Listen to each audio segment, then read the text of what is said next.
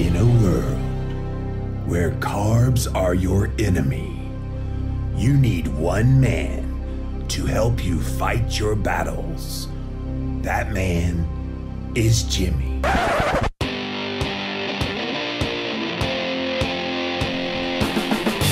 Combating nutrition disinformation and general bull. It's Jimmy Rants. JimmyRants.com. Is keto dangerous? There are two very similar sounding words starting with keto that couldn't be more different. Ketoacidosis is a very serious medical condition that primarily people with type 1 diabetes have to deal with when they don't properly manage their blood glucose and insulin requirements, and then ketones can start to build up in the blood to astronomically high levels in excess of 20 millimoles per liter, making it life-threatening. Ketosis is a perfectly natural metabolic fat-burning state that takes place when you eat a real foods-based, low-carb, moderate protein, high-fat diet with ketone levels in the 1 to 3 millimoles per liter range. This is a sign of robust health. Ketones in the body aren't dangerous when they are put there through good nutrition. Simplified short-form keto videos found exclusively at ketowhiteboard.info. Watch it, share it, live it. What's up, you guys? Welcome back to another Instagram Live, and we're here with another episode of Jimmy Rants. JimmyRants.com is the website. Here's how you can take part in the show live. We go live here on Instagram, so go follow me there at Living Low Carb Man, LivinLowCarbMan. Once you're there, you can engage live. We also simulcast over here on Facebook, so thank you guys for being here today. If you missed the live here on Instagram, you can watch it on replay for up to 24 hours, but after 24 hours, it does disappear. You'll need to see all the past episodes over on YouTube. We do upload every single one of them on YouTube, 300 and something and counting already. So good stuff, right? Look up a keyword Jimmy Rants, or you can go to youtube.com/LivinLowCarbMan. You will find the show. Finally, the best of the best moments of this here show are in podcast form. It's the Jimmy Rants podcast over on Apple Podcasts as well as Stitcher. All of these links, you guys, are at JimmyRants.com. Today's Jimmy Rants is one I've been thinking about a whole lot lately, because we all have those people in our lives, family members, friends, coworkers, who, despite all of the education that has been put out there in recent years and all of the positive information about the benefits of a low-carb, moderate protein, high-fat ketogenic diet, despite all of the evidence that has been presented, they still just don't get it.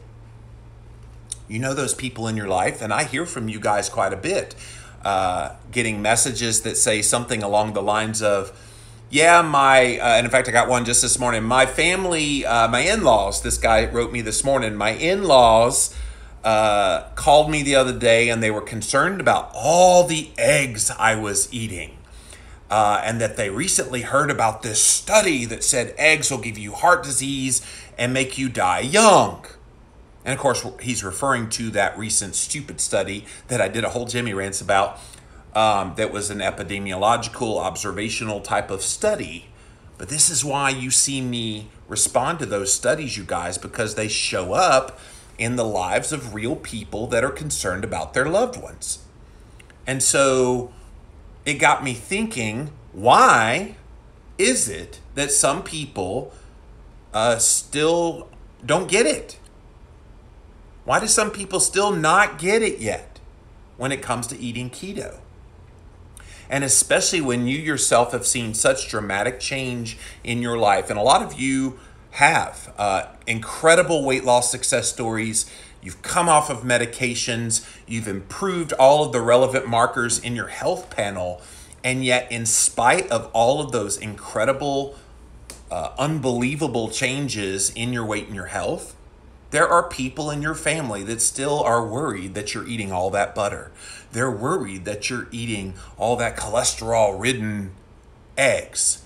They still think you're killing yourself by eating red meat. And so I kind of want to talk out loud and think out loud here a little bit today. Why? What is their fear? What is it that's not clicking? Because so many of us have bought into the message, and I'm constantly trying to not be so biased about it. It's hard not to when you've had great success, but not be so biased about it without keeping an open mind that if there's evidence that shows up that says eating all that fat, legitimate evidence, all that fat's going to be unhealthy for you, I want to see that randomized controlled trial. The problem is that negative evidence against keto doesn't exist. All of the, quote, evidence against keto tends to be mouse studies, epidemiological observational studies. There are no randomized controlled trials that have shown that red meat is harmful. There are no randomized controlled trials that have shown eggs are going to hurt you. Real whole foods that are in the keto template are going to hurt you at all. And yet you talk to family members, you talk to coworkers, you talk to friends who don't get this yet, and they're scaring you to death. They're fearful of what this keto diet's doing to you. Of course, that's always kind of funny to me because we're talking about real whole foods at the end of the day. How is real food harming you in any way? And yet nobody will bat an eye if you have Doritos and a Coca-Cola. Nobody will bat an eye if you go to a fast food restaurant and decide to get a Big Mac, supersized fries, and a Coke. They don't. They don't say a darn thing. But the moment that you cut your carbs and you eat bacon and you have more fat in your diet, and you moderate the protein, and you're trying to do things good for your health, and you are, because it's showing up in weight loss, it's showing up in improved markers, it's showing up in energy, it's showing up in your ability to fast for a long time. And that's another thing. You start telling people you're fasting, what they hear is starvation. And so it's such an educational piece. So what is it that got you to buy into keto? What is it that got you over the hump of some of the fears that you had? I definitely want to hear from you guys, because this is key as we move forward. So many of us are doing this and finding great success with it. How do we convince those people that don't get it yet that this is not going to cause some kind of harm? And it's a real issue, you guys. Because like I said, I get a lot of emails pretty much on a daily basis from people that say, I've done so well on keto and I'm trying hard to convince my family that this is good, and yet they can't get over, and then they name whatever the excuse is. And of course, family is the hardest ones to change. If you're the snotty-nosed little kid that they grew up with, and now you're trying to tell them about how to eat, they really don't want to talk to you. You don't really know a whole lot. And I even experienced this with my own brother, Kevin. So after I lost weight in 2004 on the Atkins diet, my brother Kevin had already had heart attacks and was having health issues and obesity. And I remember talking to him about low carb and trying to convince him. And he did it for a period of time, about 8 weeks. He did a low carb diet and he was doing really, really well, started feeling better. And I thought, okay, he got it. Well, before long, I heard from my sister that he'd gone back to eating McDonald's again, and he felt better, and that was, okay, I'm better, so let me go back to the way I was eating again. And I think part of the challenge with the keto message is people look at it still through the prism of a diet. And of course, diets have a beginning and diets have an end. But if we frame it, and so many of us do frame it as a permanent and healthy lifestyle change, then you take away that dieting mentality, the diet aspect of it, and people sort of kind of get it, but they can't buy into the lifestyle until they see some of the benefits that come from it. So either weight loss or dramatic changes in various blood markers, if they're a type 2 diabetic coming off of medications, those kinds of things, I think, is what makes this click. For me, when I started on the Atkins diet in 2004, it was a diet, but it became a lifestyle when I noticed how amazing it was to continue eating this way. Because every diet I'd ever done up until that point was always predicated on hunger deprivation, cravings, and being miserable. Let's just face it, a low-fat diet was pretty darn miserable. So for the first time in my life, I had a way of eating that I loved and felt like, hey, I could do this for the rest of my life. And so far, 15 years later, still doing for the rest of my life. So if you're just joining us, we're talking about why some people still don't get it when it comes to eating keto. And it's a huge obstacle, you guys, because they will try to discourage you as a keto dieter, family members, coworkers, friends. They will try to discourage you away from what you know is healthy for you. And especially if you're just still kind of new to this and you're still trying to, okay, is this fat really not harming me? So maybe you have questions in the back of your mind. But how do you convince that family member, that coworker, that friend who thinks you're killing yourself? And again, we talk about a lot of these things here on Jimmy Rants, the bad science, the bad studies. And the reason I respond to those bad studies, you guys, is because they show up in some of the arguments that people make. I was just reading a news story today about why women don't need to be doing keto over the long term. And the source of the information in the opinion piece that I read was that crazy mouse study that looked at female mice responding differently to keto than male mice. And so therefore, if you're a human woman, you should be avoiding keto over the long term. And so this is why responding to the bad science is so critical, and I do here on Jimmy Rants. But what say you? I want to hear from you. What do you think it will take to get people to understand this? Because this is an important element that I don't think is talked about nearly enough within the keto community. Okay, we all got it and we all get it. What was it that convinced us that this was the right diet for us? What was it that made us get over all of those fears that get articulated about keto? What does it take to get people to understand that this is healthy, and I would argue far healthier than the recommended healthy diet of a low-fat, healthy whole grain, exercise till you drop type of diets? So I want to definitely come to you guys a little bit sooner than I normally do, because I want to see what you have to say. We're going to start with Instagram Live. We'll come over here to you guys here at Facebook in just a minute. Welcome in, welcome in. Thank you for being here. Definitely interested in what you guys have to say. Joshua says, too many people giving so many different variations of keto. So yeah, that could be part of the issue, Joshua. Why people don't get it is they hear, well, you need to do this version of keto, you need to do that version of keto. So that's true. But I don't think that's a good enough excuse. I think some kind of keto is better than no keto.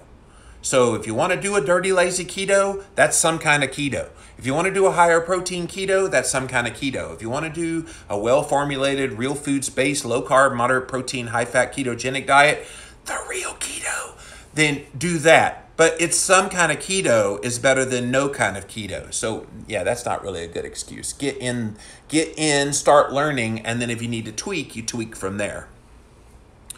Sam says they still think that the doctor is their God. Yeah. And doctors do play a huge role in this. If doctors don't enthusiastically support keto, why would a patient who believes that doctor has all the answers to their health, why would the patient embrace a ketogenic diet? Now, thankfully, I think that's changing somewhat, because I'm hearing a lot of people report that their doctor's recommending they try keto where all else has failed. Ashton says, I feel like you are totally talking about my husband. He still will not get on board and is so carb addicted. Even after seeing my results, will not do keto. Well, you just hammered something that I think is a key element here, Ashton. There are people who are afraid of keto because they think they're going to have to live without all of those precious foods that they think are so critical to their enjoyment in life. So cookies and cakes and pies and fast food and all of this stuff. And so if you're highly, highly addicted to those things, you can't wrap your head around why you would give those things up. What they don't know, though, is it only takes a very short period of time without those things that you quickly realize, oh, I don't need those things anymore. My family will tell you I was a macaroni and cheese fiend. I would kill a plate of macaroni and cheese. My dad used to own restaurants when I was growing up. He had this place called the Buffet House in Bolivar, Tennessee. And I would come home from school on Wednesdays, and it was my favorite day to come home from school, because the first thing I would do is hop over to the Buffet House, stand in line with a big old tray, and just put gobs upon gobs upon gobs upon gobs of macaroni and cheese. Now, what is macaroni and cheese? It's all pretty much carbohydrates and a little bit of fat and protein from the cheese-like sauce that was on it. But it was pasta. And I would literally eat my weight in that stuff if they would have let me. And if you'd have told me then, you'll never be able to have that ever again, I would have cried.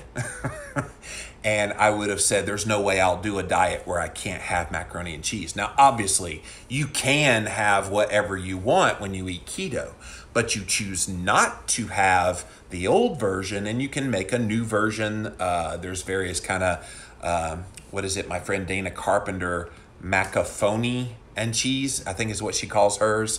And it's made with like cauliflower. She calls it macaroni and cheese. So pretty good stuff. But yes, that is a huge one. People are addicted to those carbs that they think they can't live without. Yes, there's bioindividuality, but some people say it's their way and no other way. Yeah, that's another one, Joshua. Thank you for bringing that up. There are people that say you have to do keto in a certain way or you're not doing it right. I call those people wrong. You will never hear me say that I think you are doing your version of keto wrong. What you will hear me say is that a well-formulated ketogenic diet is low carb, moderate protein, high fat, and of course, moderate protein, low carb, high fat, all of those are subjective terms that you have to tailor to your own personal needs, your own personal metabolism, where you are in your health at this time. And so people hear high fat and they think gorge fat. They hear low carb and they think no carb.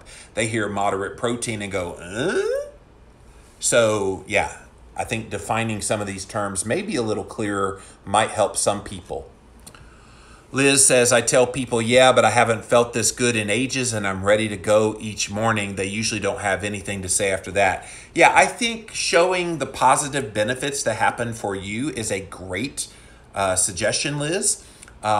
That you're able to feel really good. You never have hunger. You never have cravings. And of course, people, they go, yeah, right, on a diet. Yeah, right. You'll have all those things. But I think maybe that opens their eyes that, oh, well, maybe there's something different about this keto thing. J3SS Hart. Sorry, I slaughtered your name. My sister is type 2 diabetic. She says that keto will damage her kidneys. Diabetes is hurting her kidneys. It's so frustrating. Well, and again, that goes back to what they've heard, what they've read online. Keto is bad on the kidneys. And you always have to ask back, why? Why? Why do you believe that? What is it that keto is specifically doing to the kidneys? And of course, then you can bring up that some nephrologists that promote not just keto, but even fasting for people with kidney issues, kidney disease. Mentioned Dr. Jason Fung's work up in Toronto and how he puts patients on a ketogenic diet as well as on fasting protocols to help deal with kidney disease. So not really understanding the kidney argument other than that's just what they've heard. But as with any excuse anybody brings to you as to why they don't get it yet, why they don't really support a keto approach, ask them why they believe what they believe. And a lot of times they'll say, well, I just heard about it. Okay, well, why do you believe that? Well, I read it and so I believe it. And you go, okay, but have you investigated it? Have you looked up? Have you actually, seen this? No, but they believe it. Kat says they don't say a thing when you eat literally crap, but when you run marathons, you fast for 10 days, you lift weights, and then they start lecturing you. Really? Fortunately, I have a medical doctor degree to cut them short. Yes. Kat, you have the ace in the hole pulling out your MD at any given moment, but you're right. Nobody cares when you don't give a crap about your health. But the moment you start giving a crap by eating keto and engaging in extended fasting as you have, and very athletic as you are running in marathons, they think you've lost your mind. And one of these stories that I have here is about the CEO of Twitter, who also is doing a lot of biohacking and fasting and different things. And the article was just dripping with condensation or condemnation, not condensation. It's not wet, I promise you. Condemnation of Jack Dorsey, the CEO of Twitter, daring to do all these things and meditate for 2 hours in the morning and all this kind of stuff. They just don't get it. They don't understand that we're doing things for our health, not against our health, like so many other people are doing. Lisa says, I have several family members that are type 2 diabetic, and in my opinion, they don't want to believe it's healthy because they're unwilling to change, and you can't fix unwillingness. Lisa, that preaches.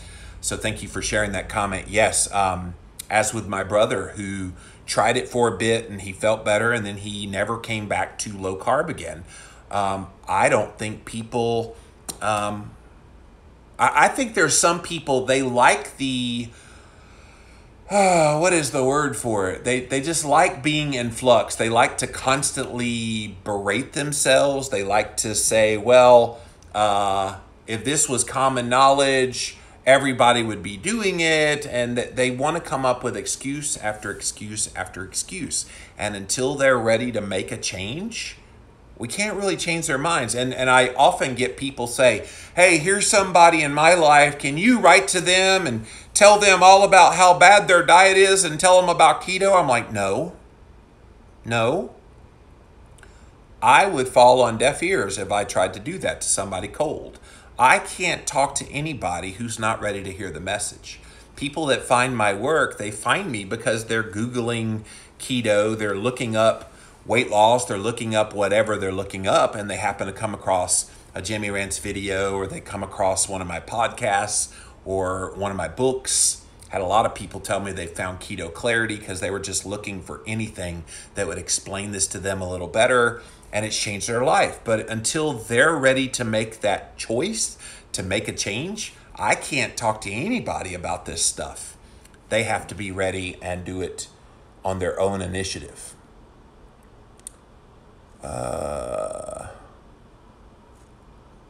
Val says, for me, it was an actual answer to prayer. I started researching and tried it because nothing else was working. And see, I think that's our ace in the hole, you guys. Thank you, Val, for that comment. I think our ace in the hole is people have tried a low-fat diet. They have tried cutting back their calories. They have tried doing all the so-called right things to do in their diet, and it hasn't helped. So for those people, you say, you know what? Have you ever tried to cut your carbs and eat more fat? Have you tried that at all? Most people are going to say no. Or if they say yes, they'll be like, oh yeah, I kind of did that Atkins thing, or I kind of did that low carb keto-ish thing. And you ask them, what book did you read about it? Oh, I didn't read a book. I just did it. I just cut my carbs. Well, they need to read. They need to understand this abundantly. It's one reason I wrote Keto Clarity, is I wanted that to be a resource for people that could explain this in easy to understand language and give them all the tips and ins and outs of why they're doing this. So definitely recommend my book. If people want to have layman's language, I purposely wrote it extraordinarily simple so that people could understand this. I've had some criticisms of Keto Clarity. It's too simple. It doesn't really get into the advanced. I'm like, good. That was exactly what I was trying to do, was make it simple. So thank you for validating that with your 1-star review. San Ketonio, hello there. For me, it was educating myself. I had to do my own research rather than just take the word of one anecdote or the media. And this was the first time I actually ever researched a lifestyle. Alyssa, you're not the only one. There's a lot of us that when we got into this space, it made you want to learn about it. And I think some of that is the controversial nature of keto makes people want to dig deeper. Okay, why am I eating more fat? What does that do? Are you sure? And so it kind of makes you go that route. Whereas when you ate low fat, high carb, you just did it inherently because, quote, everybody knows that's what's healthy. But with low carb, high fat, because it's so different from, in fact, it's polar opposite from everything we've always heard is healthy, it makes you want to learn a little more. And then when you start feeling good, you're like, whoa, now I really want to know why this is working so well. Kat says some stay down and want to bring you down so they don't feel alone in their down health and aging journey. Yeah, that's true. And you finding good health from doing something that goes against the grain, it judges them, and they might feel some of that and lash out at you. Hey Di says, I just like the way I felt after I got fat adapted and was eating all the food I love. Then it was the clarity and just the way I feel that it feels right. I've never been bloated. Huge reasons for continuing to do it. That's for sure. Justin, I see your question. That's a general question outside of what we're talking about here today on Jimmy Rants. I always stay very focused on the topic at hand. That's a great question. Please write that to me in a private message, and I'll be happy to answer, buddy. Val says, we've been so conditioned to accept whatever any authority figure tells us. Yes. I think that's changing, though. I think now people are thinking for themselves and making better choices based on their own rational thinking and conclusions after doing some research. Bulletin 2018 says, Dr. Ken Berry calls this the proper human diet. Yeah. There's a lot of the standard American diet. There ain't nothing proper about that diet. Crappy garbage, as I like to call it. Ashton says, for me, it was all the positive results I've gotten that keep me going, and I will always stay keto. I think that's the take home. You got to get people into the fold first. And once they get a little bit of benefit, then they have the buy-in factor, then they get a lot more benefit, and then they get the really buy-in factor, and then they start healing their bodies and coming off of medications and losing weight and all of the great benefits that so many of us have seen, and you become almost an evangelist at that point for it because it's just been so dramatic in your life. Kay Johnston says, you ranted yesterday about tracking. Not tracking is the hallmark of lazy keto. Today you considered lazy keto a lesser version of keto, but better than not doing keto at all. Gotcha, LOL. Why is that funny? I think tracking is probably a slippery slope for a lot of people, but what I'm saying is, and don't mock me today because I will call you out here on Jimmy Rants, what I am saying is this. I'd rather someone do dirty, lazy keto to get in the door of keto, and then once they're in, realize that that's probably not the best option for them and to do a better version. So don't misrepresent what I'm saying, my dear. You will be blocked if I see you comment like that again. Mic drop. Justin says, getting a VAP test in June to show the haters in my life that keto isn't a bad thing. With all the eggs I eat, people get concerned about my heart. Yeah, you're right. A lot of people, they do get concerned.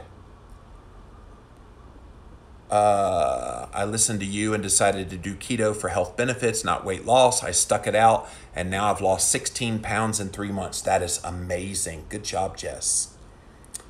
All right. Let's see if there's anybody new. Health Gain Keto says, my grandparents are pretty supportive of me doing keto, but my grandma doesn't quite understand it yet. She keeps asking me if I will ever eat an apple or an orange again for the vitamin C.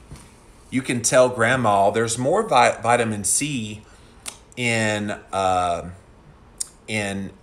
beef liver than there is in like an orange. is loaded with so much vitamins and nutrients. This is the thing our culture has so hammered in us, that if you want potassium, you eat a banana. If you want vitamin C, you get it in an orange. They don't realize there's vitamin C in like spinach, and obviously the organ meats and so many other things that are incredibly healthy for you without all of the sugar load. Lorinda says, a friend of mine pointed me towards the Atkins way of eating, and while researching, keto fell in my lap and I fell in love. That's awesome, Lorinda. All right, let's come over to Facebook. You guys have been very patient. I've had a whole bunch of comments come in over here as well, so let's get to those. Welcome in, welcome in.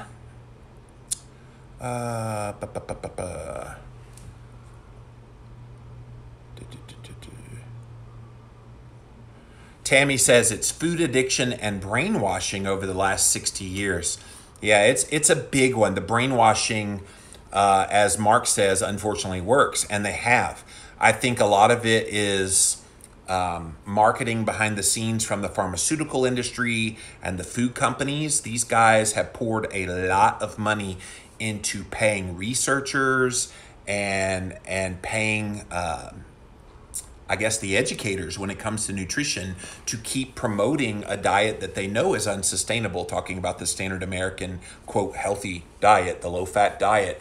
I think that's coming to an end, but they're kicking and screaming on the way out the door, you guys.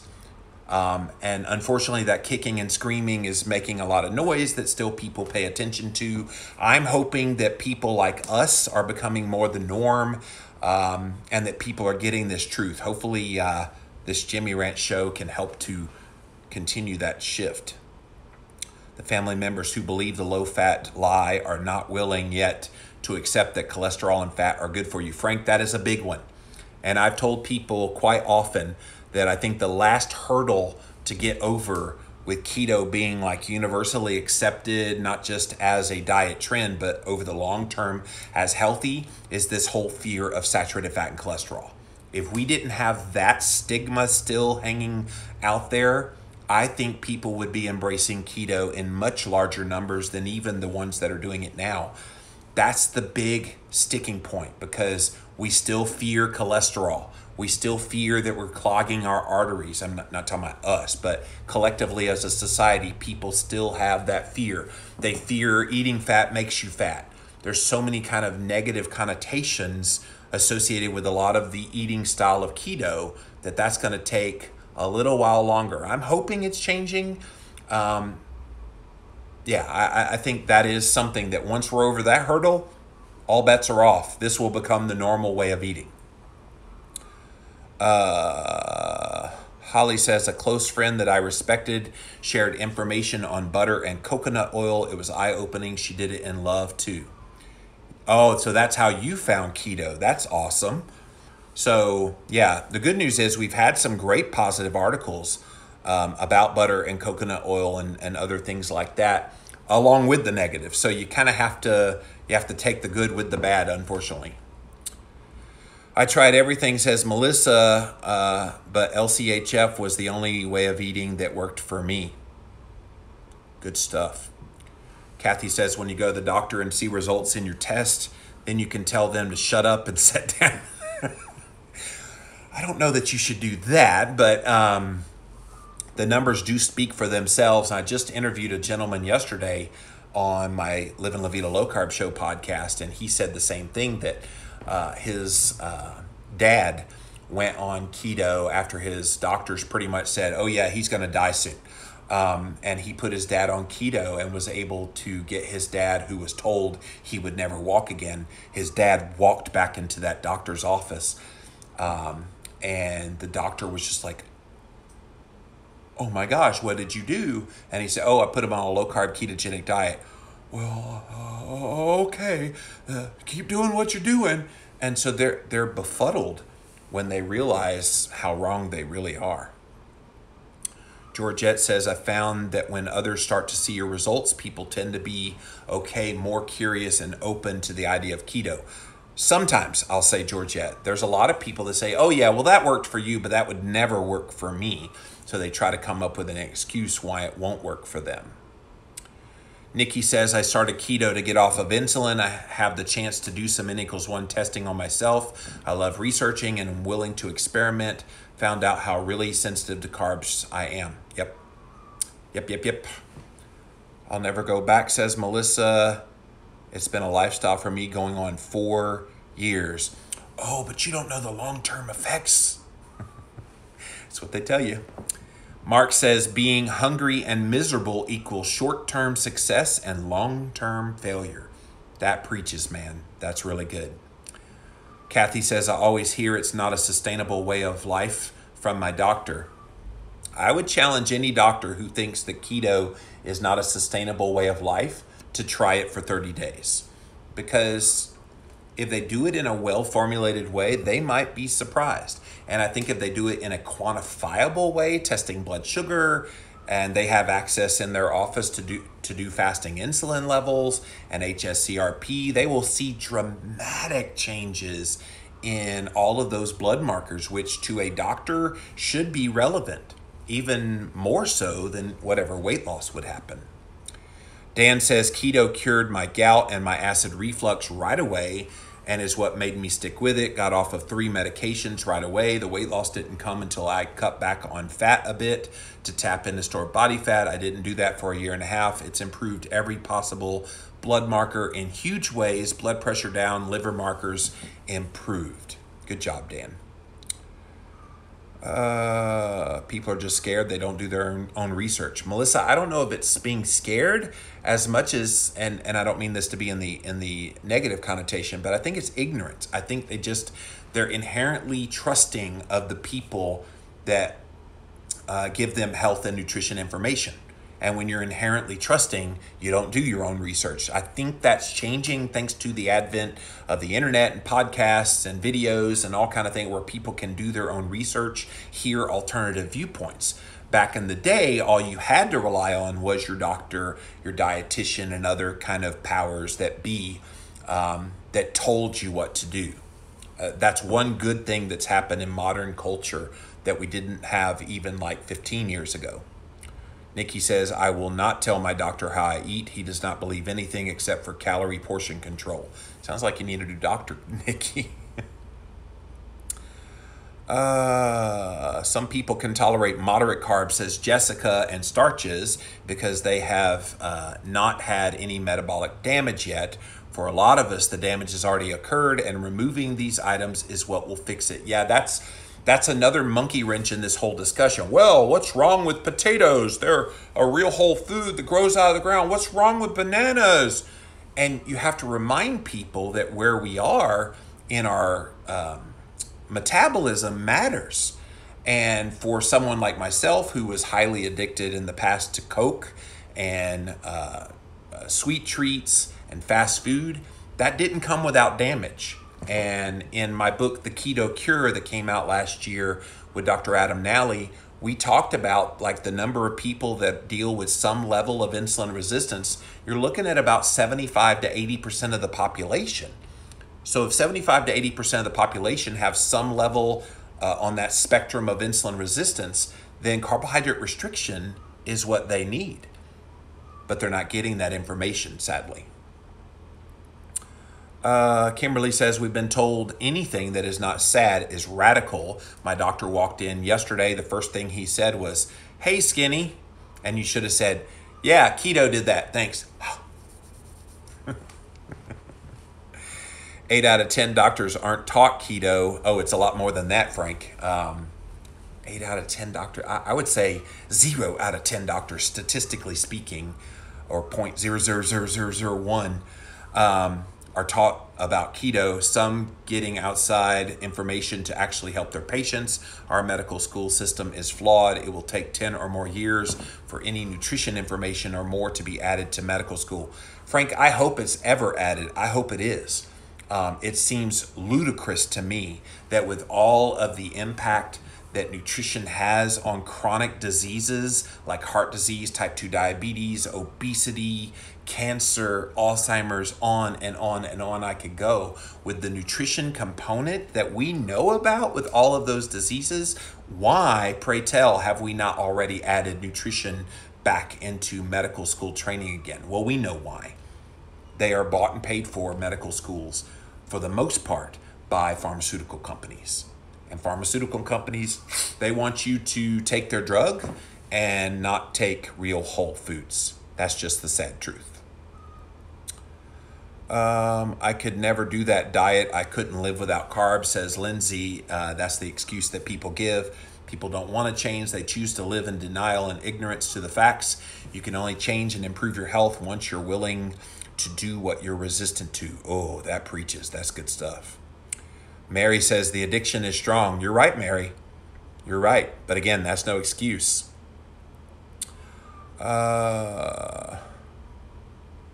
Still scrolling, guys. Hang with me.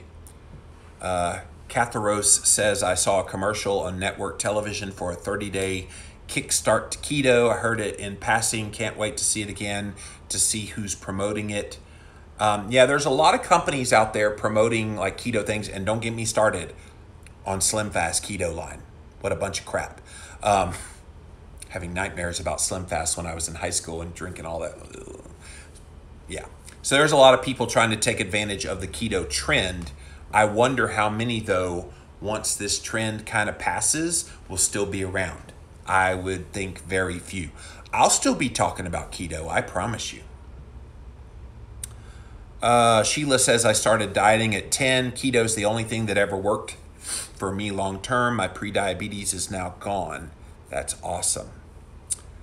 All right, let me come back over here to Instagram. Hey Di says, I just had my CT calcium score tested today, so my doctor will quit bugging me about taking a statin drug. Well, if you're keto, I'm going to predict you probably have a big fat zero, but definitely, Di, let me know how that goes. That'll be really, really interesting. John says, I love wearing my mini keto shirts around town. 90% of the comments are positive. Yeah, I have one from the Keto San Antonio group. I was looking last night, you guys, at making a Jimmy Rants t-shirt. So if I got Jimmy Rants t-shirts made, would you guys want a Jimmy Rants t-shirt? So I like good thick quality t-shirts. And it would be like an orange shirt that would have the logo of Jimmy Rants. And then on the back side would have combating nutritional disinformation and general bull bleep. Jimmy Rants, JimmyRants.com. Would you buy a shirt like that if I had those made? So sign me up, brother. Definitely would order that, says John. Sheila said, yeah. So maybe I'll do that. It's a little bit, maybe what I'll do is like take orders and see what the interest is. Or tank tops for ladies, says Di. Yeah, that'd be fun. All right, guys. So the bottom line in this Jimmy Rants is, why do some people still not get it yet when it comes to eating keto? With all we know and all the positive benefits that we've seen out there that people have reported having with a ketogenic diet, why is this still a mystery? Why do people still worry about their cholesterol? Why is saturated fat still so vilified in the minds of people? Why do they think that you're killing yourself with this way of eating? I just don't get it, why they don't get it. But what we can do is continue to educate, continue to live by example, continue to share these Jimmy Rants with people that you think it might connect with. That's how we do it. We can change the culture one person at a time. That's it for this episode of Jimmy Rants. JimmyRants.com is the website. As always, you can engage live in the content, so definitely go check it out on Instagram. I'm at Livin' Low Carb Man, LIVINLOWCARBMAN. We also simulcast live on Facebook Live. Stick around for the after party Facebook Live. We'll be back with you in just a minute. If you missed the live on Instagram, you can actually watch it for up to 24 hours here on Instagram. After 24 hours, it does disappear. So pop on over to YouTube. You can type in a keyword Jimmy Rants. You will find the show. Also, youtube.com/ what else? Livin' Low Carb Man. Finally, the best of the best moments of this here show are in podcast form. It's the Jimmy Rants podcast over on Apple Podcasts as well as Stitcher. All of these links, you guys, are at Jimmy Rants. Di says, I think you're correct when you say you have to really be ready for keto. The timing happened to be perfect for me. Yep. You got to meet people where they are and help them when they're ready to be helped. Atar says, someone told me the other day that you can only do keto for about a month. Otherwise, it's dangerous. I told her to do her research. Maybe with those kind of people, you ask back, so what's dangerous about it? And then if they bring up the fat, you say, well, there's great resources out there like The Big Fat Surprise by Nina Teicholz. Go read that book and you'll see how we were lied to. The front cover of Time magazine just a couple years back actually said that we got it all wrong about fat. So I think you find out what their objections are rather than do your research, because they're not going to do the research. But if you give them specific things that you can challenge them on when you hear what their complaint is, that's how you can maybe get through to them. All right, Instagram Live. Until next time, we'll see you then.